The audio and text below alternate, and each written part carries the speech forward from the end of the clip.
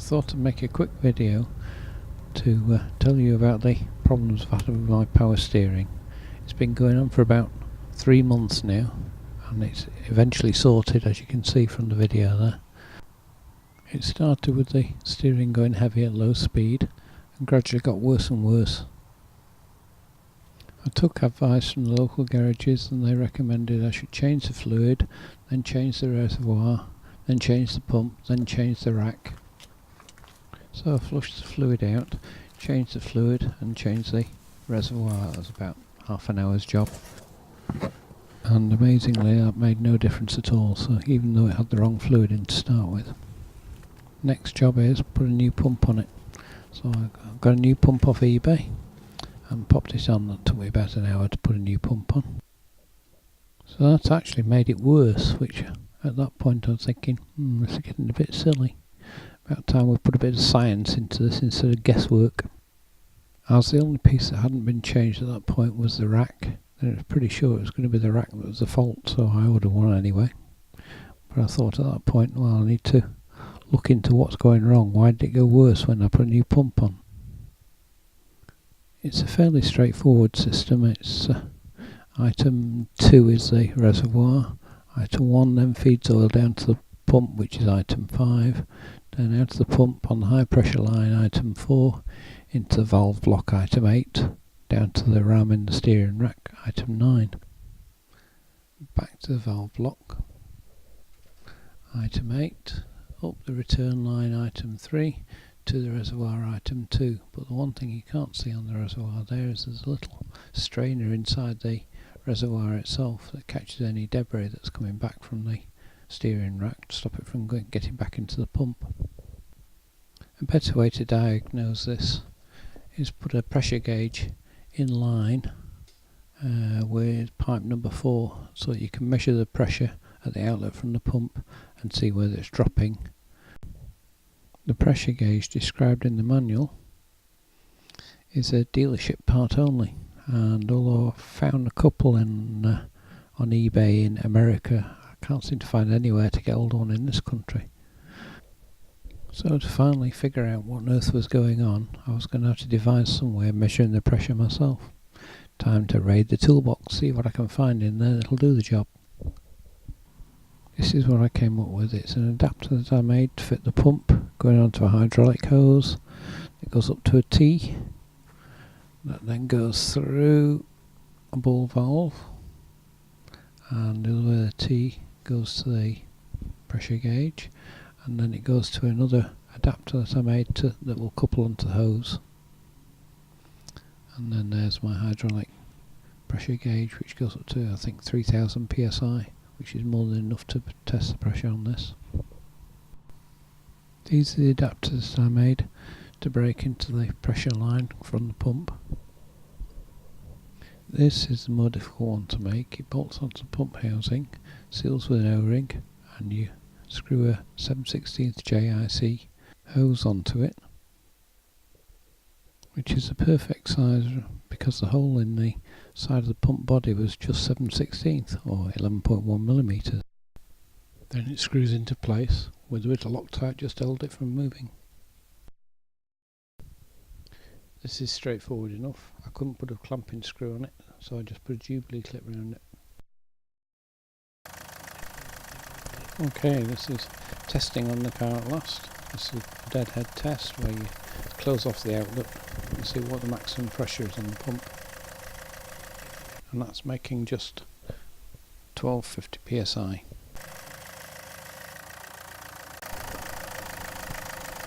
Now holding the steering on full lock in both directions, it's going up to about 700 psi.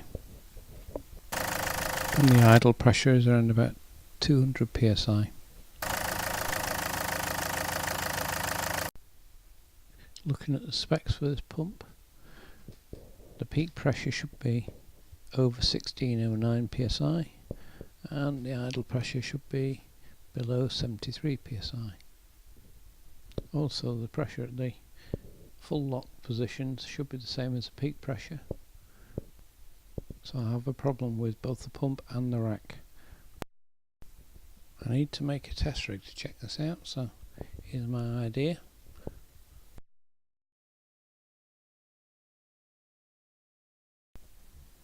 And here's it knocked up using a drill press to turn the pump,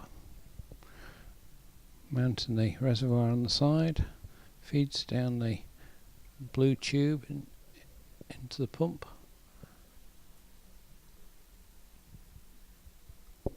and looking at the setting on the drill, I've got it set to 770 RPM, so it's just slightly slower than the engine is running. It's using a sort of Allen key to drive, the hexagon drive in the end of the shaft. This is the old pump off that I took off the car originally, and looking at the deadhead pressure on that, it's showing around about 1750 psi, which is above spec. I contacted WPS, who was supplying the new rack, to ask their advice, and he suggested that it's more to do with flow than pressure, so I might have to rethink my test rig.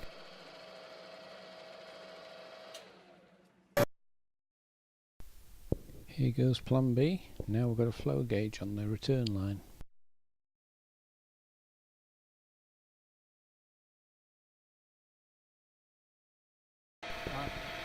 Okay, on the flow gauge on the left hand side, that's the orange arrow. You can see a little ball floating around. As the pressure goes up, that drops down, but above the temperature gauge on the right hand side, there's a telltale.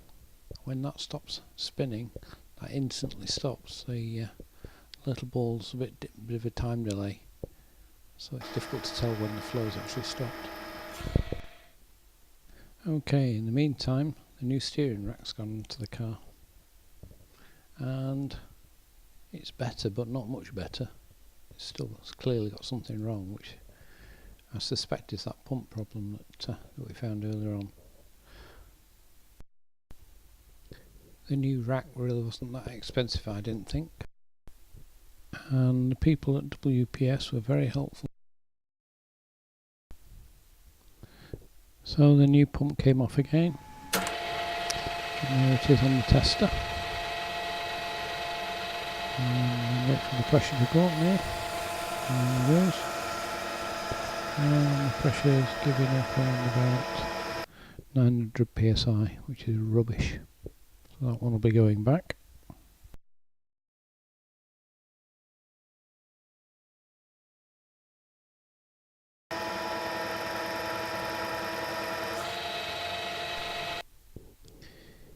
You can see from the diagram where the rack is positioned. You have to drop the back of the subframe off to be able to get it out. So I left that to the garage to do, and it took them about half a day. So, but the rest of the work I took on myself.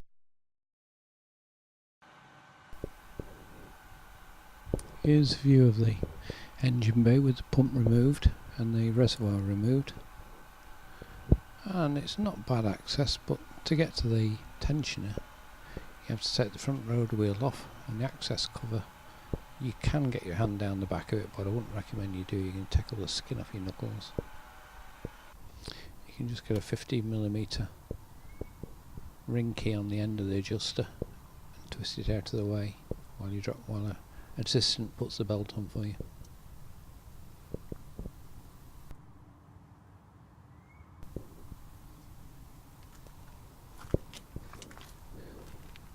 And underneath, when we get there, you can see just how tight the rack is. It goes between the chassis rail and the subframe, so really is an awkward thing to get out unless you've got all the equipment for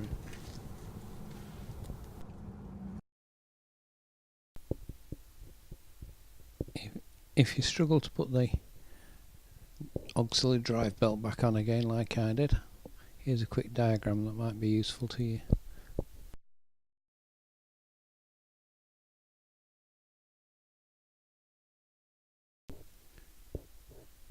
Of course, if you don't really feel like going to all these lengths when you've got a problem with your car, an easier way to do it is just take the reservoir tank off,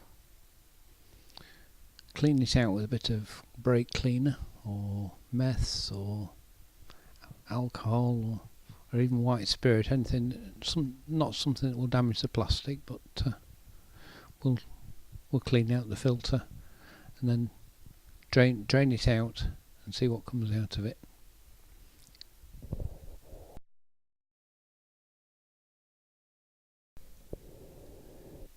As you can see from mine, it's mainly rubber seals with 1 or 2 specks of aluminium in there.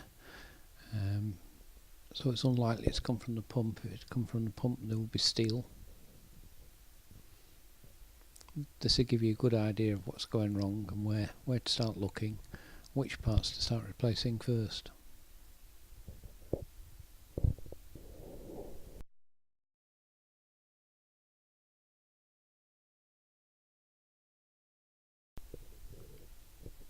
Well, thanks for watching. Hope this is of use to some of you.